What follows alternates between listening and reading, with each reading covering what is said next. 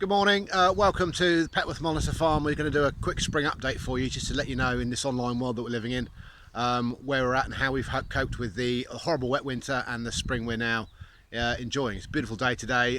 We're up here in our all-seed rape. Excuse the close-up, I haven't quite brought myself to buying a selfie stick yet, even though we're living in this digital world, but you'll have to make do with what I've got. So our all-seed rape, we've got a crop, as you can see behind me. It looks a lot better from the road than it does when you actually get in there. It's only about sort of knee high. It looks very much like a crop that, if you can see that, looks very much like a crop that the pigeons have had. We're at mid-petal full, we've got some pods. The big decision really is how we feed it nutritionally. We haven't done any spring fungicides, haven't used any insecticides. We've got a bit of weevil in there, but I'm committed to not using any insecticides here at Moor Farm, hopefully ever again. And so we're going to live with that. It's had 120 kilos of N early on. Obviously we've had 5 weeks of no rain following the horrible winter. We had 19 mil the other day. So we've been out here yesterday and just chucked on another 50 kilos of N. Our yield estimate's down to probably about 2 tonne a hectare now. We have lost about 15% of the crop, which has been written off. The rest of it ranges from what you see behind me to probably stuff I should have written off a couple of months ago. But being the only autumn crop that we have, no wheat planted, we're going to try and make the most of it, and we are on a mission to break even. Moving on to our spring cropping decisions. As many of you will know, normally we'd be planting about 3,000 acres here at Petworth in the year. We had no wheat, as I say. We had about 700 acres of rape, of which we've got about 550, 600 left. So it's a question of what to do, A, on our own ground, and B, on all our contract farming agreements. We have a lot of fallow. We've ended up with over 1,000 acres of fallow, some of which was already destined for spring cropping, but we didn't deem was good enough to plant and spend the winter in a black oak Phacelia cover.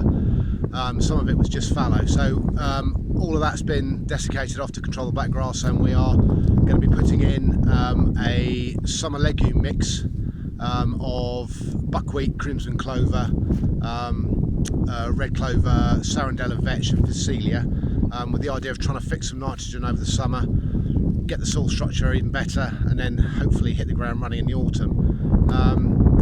We're quite happy with this decision. We have planted about 700 acres of spring barley and about 250 acres of spring beans, which went well, and we drew the line when we thought the soil conditions weren't good enough, and obviously the moisture was a bit of an issue. So as soon as we got into the beginning of April, we decided to call that it, and I feel fairly vindicated with that decision, because some of the stuff we drilled right at the end is sat very dry, and thank goodness we had 19 mil of rain over the weekend. So I'm busy rolling at the moment, and hopefully that'll look nice and green. We're going to have a look at that in a minute. I'm out here because this is our crop of spring beans, which just looks like a stubble at the moment, but we had the Horsch Avatar disc drill on demo here, and we direct drilled them directly into a standing crop of black oak Phacelia that had been sprayed off about 5 days previous to that. The moisture levels in the soil were quite high still, and with our silt content the top tends to run together a little bit, so we're a little bit concerned. But if you can, I'll try and show you the rows. You can just see the beans. I'm not sure if we can see this, they're just coming up now. Just about, it looks quite tight at the bottom. I mean, the soil structure underneath is lovely, and we're just about to start seeing the rows. It's not the sort of seedbed that we're used to, but that doesn't matter. It's what's underneath that counts. We're not worried about cosmetics anymore. But it did a nice job. Whether it's the way forward, we'll see. We'll take it through the harvest. We've done 3 fields like this with the Avatar, and the rest of the standing cover we went with our cross-cut carrier with the fluted discs, which is a fantastic topper. Actually did a brilliant job, and direct drilled that with the Horsch, with the Sprinter with the ball going points. Be interesting to compare the two, and we're going to keep monitoring that throughout the season, and we'll take that right through the yield and see. Obviously it's one extra pass with the cross cut to desiccate, well, to chop up the cover, because the tine drill will just wrap up. But we do have it, and it means not spending £92,000 on a disc drill, which I'm struggling to justify at the moment. So pretty interesting. We have had a bit of support from Southern Water. they have grant funded us to purchase a bio drill to go on the back of our carrier. So we're going to be establishing all our spring cover crops directly with the crosscut carrier and the bio drill, rather than actually drilling them. And we'll be doing that in the idea of that is we want to try and start doing catch crops in between harvest and autumn cropping as well, because the ground works so well following a cover crop this year. We're fairly convinced that it's doing a fantastic job in terms of getting the soil structure right, and we want to get to a point where we always have a root in the ground. You can probably, I don't know if you can see it, but these fields, well, you can't really, these fields behind me where the pickup is, we've got 100 acres of soybeans that are going to go in hopefully in about a week's time. We've got a lovely seed bed there, we're just waiting for the seed to be delivered. We're getting the rhizobia bacteria stuff, the inoculant, sorry, from the States, and unfortunately that couldn't come on a plane because of the current situation we're in, so it's on a container somewhere in the Mid-Atlantic. So the soil temperature's picking up nicely. We'd like to have got them drilled probably a week earlier than we normally would, because I think that's going to give us a big benefit, but we're at the moment waiting on deliveries, which I'm doing the same for polysulphate, and we're having a few issues with stuff just in time. It's not just in time, but we have to give it a week or two's lead at the moment, so that's a bit of a problem for us. But you know, in the great scale of things, it's not a big issue. We are very lucky to live where we are and do what we do, and I spent the last month probably on a tractor going up and down, because we're down to 2 staff. We haven't employed our 3rd man this year for obvious reasons. We're trying to cut costs. We've got a 1/3 of our farm not cropped, so we can justify the overheads, which means I'm stepping in and doing a lot of the tractor work, which I've found a great pleasure. Actually, it's odd going up and down every day in the sunshine, crossing the ground finally after 6 months of waiting. Really enjoying it.